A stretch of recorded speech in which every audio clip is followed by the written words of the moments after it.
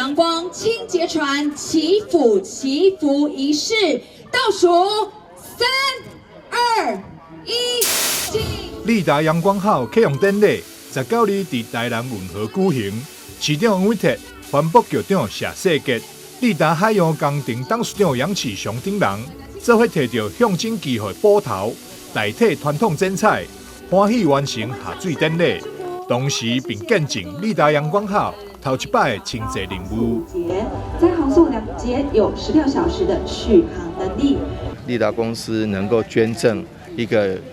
河川水面的清洁船，这个船是靠电力的动力的哈，那不是靠燃油的动力，而且耗费高达800万元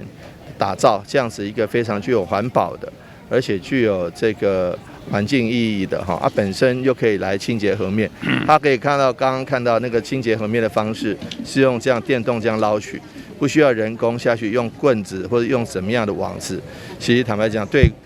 执勤的人员哈比较保障安全保障性会更高。那加上它本身好上面是太阳能的面板哈，所以说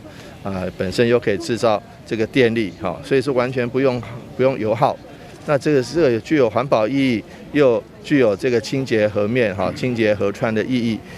过去环保局伫清洁运河粪扫，必须要驾驶汽油船只，并用人力互粪扫。现在有了这台太阳能清洁船了后，不但会当省人工，而且还会当更加环保。传统呢，环保局呢是用我们的一个小船，然后有2个清洁队员呢在那边用打捞的方式。那这样子呢，确实会有一些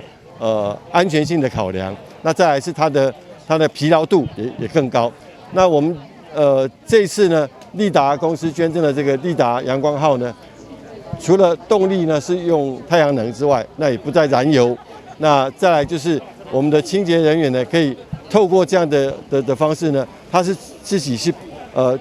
用机械打捞的方式，那等于是不用人工再去捡拾啊，或是去夹啊，或者去捞，用这样的情形，所以在安全的提升上呢，有它一定的好处。那当然更重要的是它的效能可以提高。利达阳光号是全台第一只混合型的太阳能电动清洁船。利达海洋工程董事长杨启雄希望透过这次的捐赠，将这种更加环保的清洁方式，为台南开始传到全国各地。把这艘船带到台南来，让由台南的台南运河开始研发至其他的县市，跟里面的河流、跟港口、跟那个水库，能够让它其他起了一个作用。利达阳光号造价新台票800万。充电一次会当连续执行清洁工作5到6点钟，一抓会当载运200公斤的粪扫。